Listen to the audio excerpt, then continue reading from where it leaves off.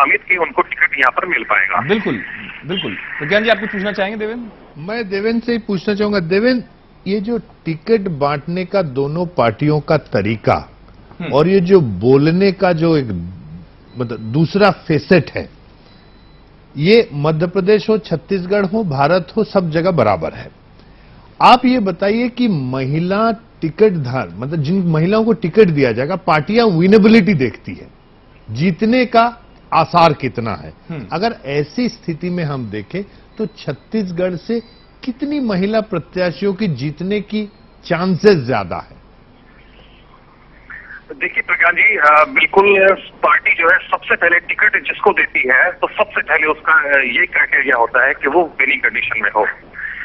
तो निश्चित रूप महिलाओं की जहां तक बात करें तो अभी तक जितनी महिलाओं को, चाहे 2008 के विधानसभा चुनाव की अगर हम बात करें तो अगर 10 महिलाओं को टिकट दिया गया है तो उसमें से कम 6 से 7 महिलाएं यहाँ पर जीत कर आई हैं। 2008 के आंकड़े की बात करें तो निश्चित तौर पर महिलाओं को टिकट, अगर यहाँ महिलाओं का प्रतिशत बढ़ाया जाता है या ऐसी कोई बातें होती हैं तो उनकी विनिंग कैपेबिलिटी को देखते हुए तो टिकट बिल्कुल देंगी, पार्टियां देंगी। लेकिन उसका एक फायदा है, क्योंकि छत्तीसगढ़ की अगर बात करें तो यहाँ महिलाएं पुरुषों से ज्यादा मुखर रही हैं आदिवासी क्षेत्रों में। और पुरुषों से ज्यादा यहाँ पर महिलाएं जो है काम भी करती हैं, ज्यादा अहमियत भी है यहाँ पर। चाहे वोट अगर डालने की बात करें तो ये छत्तीसगढ़ एक ऐसा राज्य है जहाँ पर वो अपने परिवार की भी नहीं सुनेगी, उनको जो अच्छा लगेगा, उनको जो करना होगा वो उसी को वोट देंगे। देवेंद्र, धन्यवाद आपको। आप ही के इस सवाल पे मैं गीता शरद तिवारी से पूछना चाहूंगा। गीता जी, आपने अभी सुना देवेंद्र तोमर ने क्या कहा जी। छत्तीसगढ़ कम से कम वो एरिया तो है जहां महिलाएं अपने मन मुताबिक कुछ कर सकती हैं। मध्य प्रदेश में जो चुनाव आने वाला है, क्या आपको लगता है कि महिलाओं की स्थिति उतनी अच्छी रहेगी यहाँ?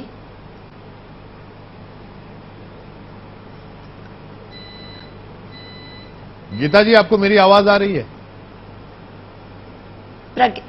प्रज्ञान जी, आपने जो छत्तीसगढ़ की बात कही है उसके बाद जो बोला है प्रश्न उसको दोहरा दीजिए, क्योंकि बीच में आपकी आवाज कट रही है। नहीं, मेरा ये कहना है कि जैसा छत्तीसगढ़ में है, जैसा देवेंद्र तोमर ने बताया, क्या आपको लगता है वैसा भी कुछ मध्य प्रदेश में हो सकता है? वो सुना, मेरा सवाल यही था। क्यों नहीं, महिलाओं में जागृति है। वो आदिवासी क्षेत्रों की बात कर रहे थे कि वहां पे महिलाएं काम कर रही हैं, उनमें जागृति है और वो अपने घर के लोगों की भी बात नहीं सुनेंगी। तो ये बातें तो महिलाओं में आ रही हैं, क्योंकि देखिए हम लोगों को लॉलीपॉप तो दिया जा रहा है 33% आरक्षण का, लेकिन हम जब 50% हैं अपनी जनसंख्या में, तो हमें तो तुरंत ही चाहिए ना। और महिलाओं को इस बात को उठाना पड़ेगा और उनको अपना ये अधिकार अब छीन के लेना पड़ेगा। स्थिति ये आ रही है, बहुत जल्दी से ये अधिकार लेना पड़ेगा, क्योंकि अब ये ज्यादा दिन चलने वाली नहीं है। गीता जी, तो फिर क्या वास्तव में एक सवाल जिससे रास्ता चर्चा की दिशा मैं मोड़ूंगा, एक सवाल, क्योंकि आप सामाजिक क्षेत्र में काफी सक्रिय रहती हैं, किसी भी संगठन में, बीजेपी हो या कांग्रेस में, तो महिलाओं के जो नेतृत्व की उपयोगिता है, सुनिएगा, नेतृत्व की जो उपयोगिता है वो केवल नारे लगवाने, महिलाओं की भीड़ जुटाने, महिला वोटर को लुभाने की ज्यादा है।